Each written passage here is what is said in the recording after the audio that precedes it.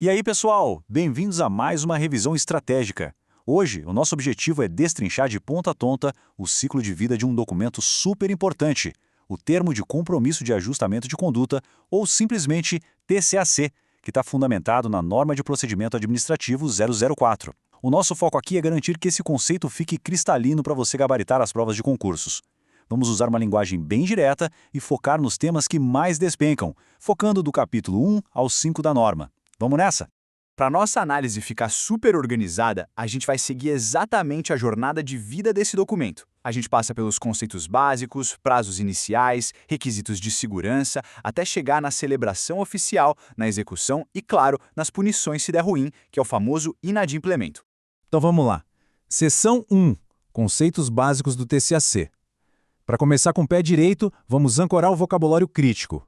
Anota aí, porque a figura do compromissário chove em prova. Quem é ele? É a autoridade que firma o compromisso. E o detalhe de ouro para você memorizar é sempre o grupamento de bombeiros ou o subgrupamento de bombeiros independente, tá? E atenção, ele é representado estritamente pelo seu comandante. Sem pegadinhas aqui. Do outro lado do balcão, a gente tem o compromitente. Pensa nele como um interessado, aquela pessoa física ou jurídica, seja de direito público ou privado, que quer e precisa ajustar a própria conduta às leis. Basicamente é quem precisa dar um jeito nas irregularidades de segurança do prédio, sabe? E o ponto alto é o próprio conceito do TCAC. O que é isso? Gente, ele é um título executivo extrajudicial.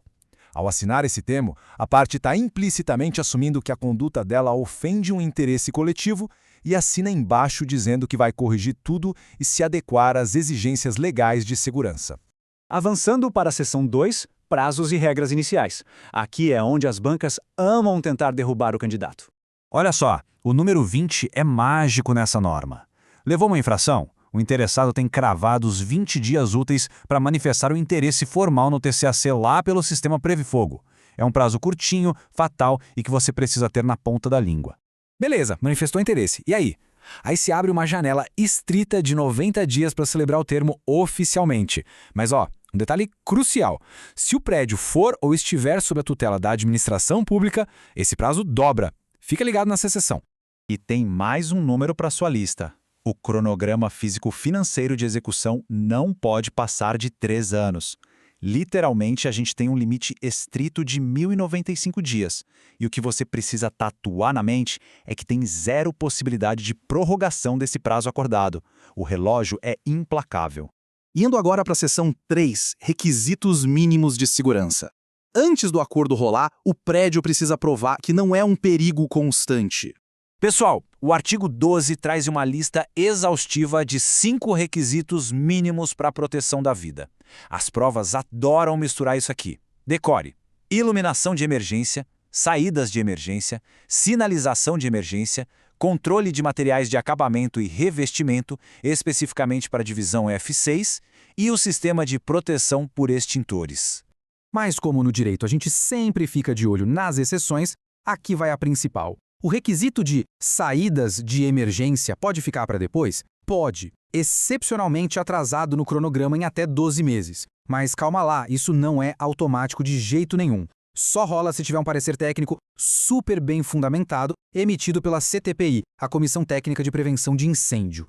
Entrando agora na seção 4, análise e celebração oficial. Como é que essa burocracia se desenrola para valer? O fluxo burocrático tem 3 passos super claros. Primeiro, preencher tudo e fazer o upload da documentação e do cronograma físico-financeiro.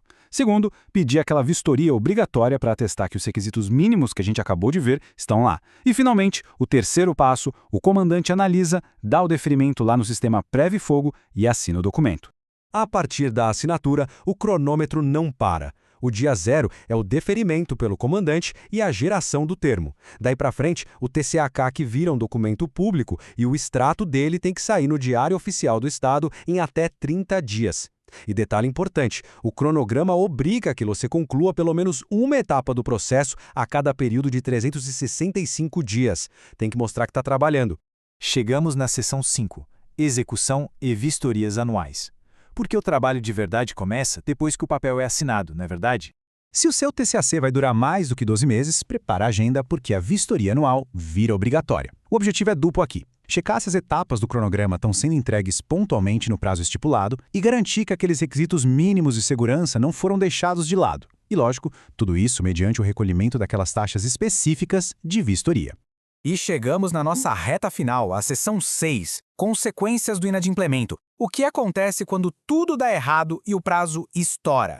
A diferença entre o sucesso e a falha é simplesmente brutal.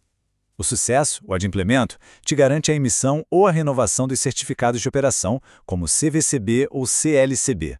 Já a falha, o inadimplemento, significa perda imediata e total desses certificados. O resultado, o prédio sofre restrições operacionais na mesma hora. Em casos de inadimplemento, a penalidade financeira que você tem que gravar é uma multa imediata de 10%, na forma de cláusula penal. E aqui vai uma dica valiosa de prova. Esses 10% são calculados estritamente sobre o custo das etapas que não foram cumpridas no cronograma e não sobre o valor global do acordo, viu? Na real, essa falha vira um verdadeiro pesadelo, porque as penalidades se acumulam. A pessoa tem que pagar a cláusula de 10% e, de quebra, pagar os 90% restantes daquela multa original lá do início do processo que estava suspensa. Tudo isso com um prazo super apertado de 20 dias úteis para pagar. Se ignorar, o caminho é direto para a inscrição em dívida ativa. Para fechar na nossa revisão, com uma pulga atrás da orelha, eu deixo uma provocação para vocês, muito baseada nas disposições do capítulo 5.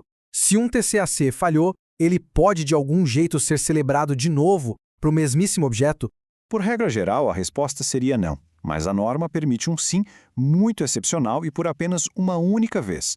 Isso pode acontecer em casos de força maior devidamente comprovada ou por atrasos muito específicos em processos de licitação pública. Só que o grande limitador é esse aqui.